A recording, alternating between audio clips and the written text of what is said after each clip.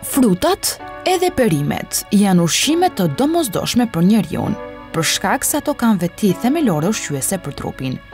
Megjithatë, si konsumator, duhet të dini se para se të përdorni frutat edhe perimet, ju duhet i pastroni mirë për të eliminuar gjurmët e pesticideve dhe baktereve që mund të dëmtojnë shëndetin tuaj.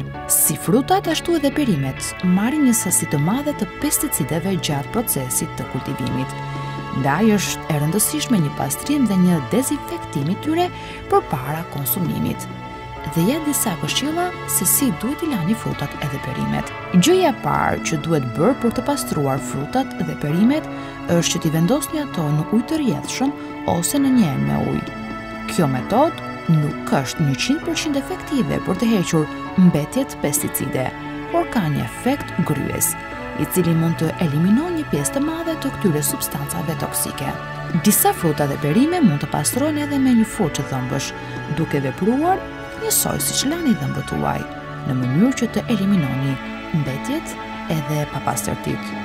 Ju mund ta përdorni këtë teknikë me patatet, pjeshkët, karrotat, drangut apo mollët. Një tjetër truk shumë efektiv për të eliminuar mbetjet toksike nga frutat dhe perimet është që t'i qironi ato të gjitha. Edhe pse në pjesën më të madhe vlerat ushqyese janë të pranishme në lëkurë, duhet të merrni në konsiderat se kjo është pjesa më e prekur nga pesticidet. Mos lani kurrë fruta dhe perime para se t'i gatuani ato.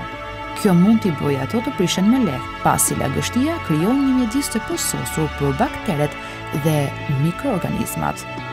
Dhe së fundmi, frutat edhe perimet mund t'i lani edhe me ujë të ngrohtë.